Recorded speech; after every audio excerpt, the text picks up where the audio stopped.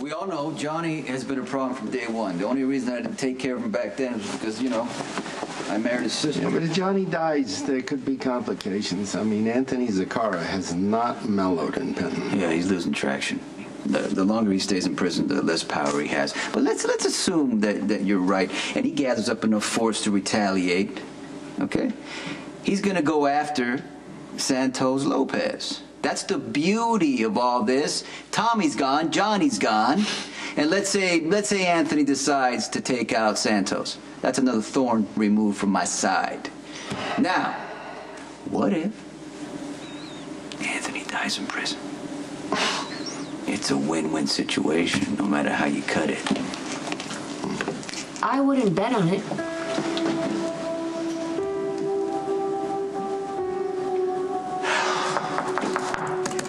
Friend or foe? I beg your pardon?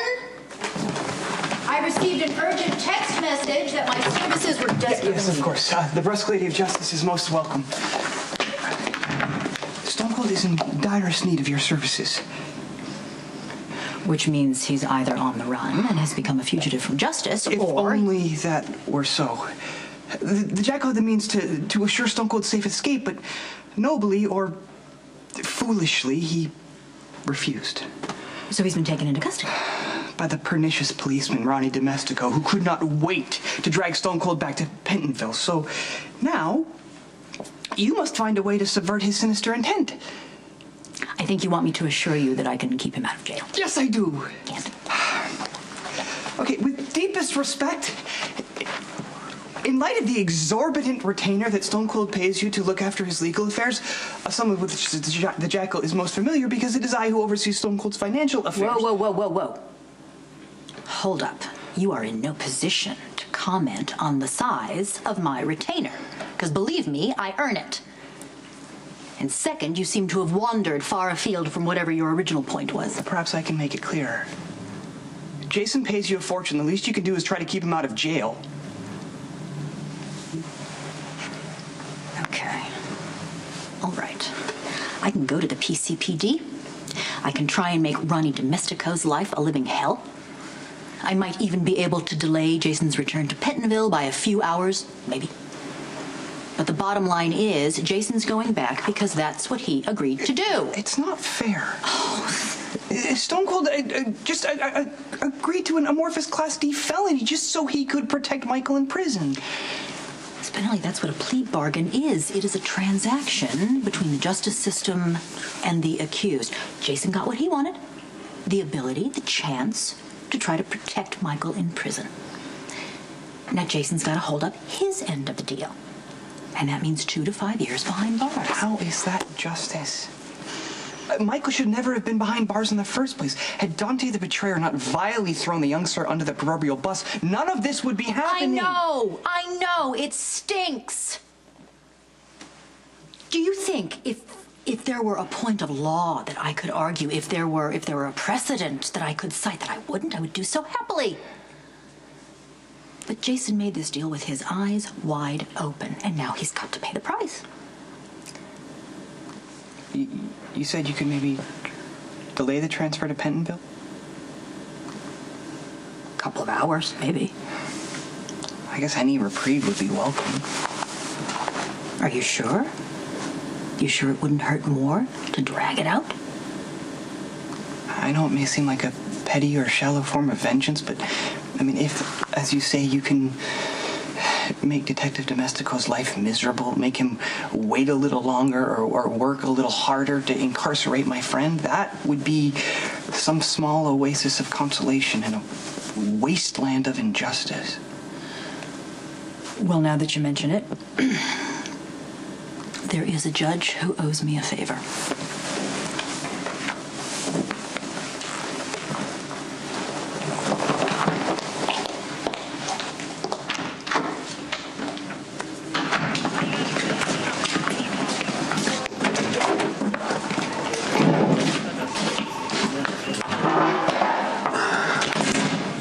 Don't get too comfortable.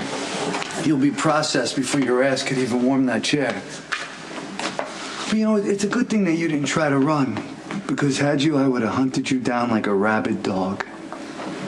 Are we done? We done. No, you're done. All that's left to do is file the paperwork and then put a fork in you, because that's how done you are. And then I'm going to put you in Pentonville so you can rot. And, it's just a matter of time before Sonny does something stupid and careless, and when he does, I'll be waiting. And then maybe you guys could end up being roommates. Got Morgan's transfer paperwork.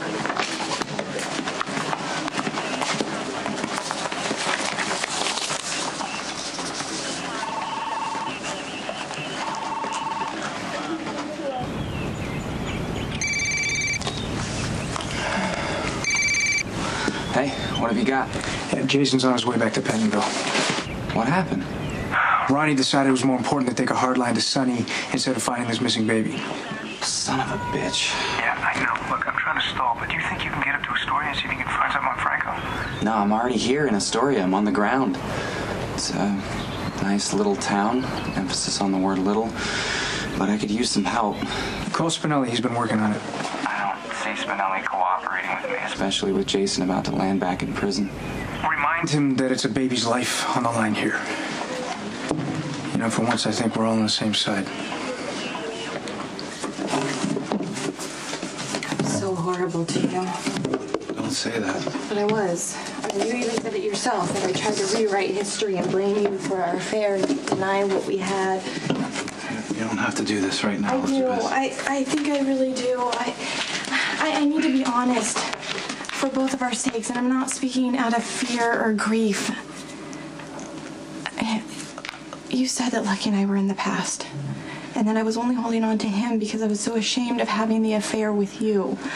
Look, we both betrayed Lucky, okay? Yeah, but Lucky knew that it couldn't be saved. And I thought he walked away from me out of anger, but he could see how toxic we had become, and I should have just let him go instead of blaming you. I suspect that the child will never be recovered.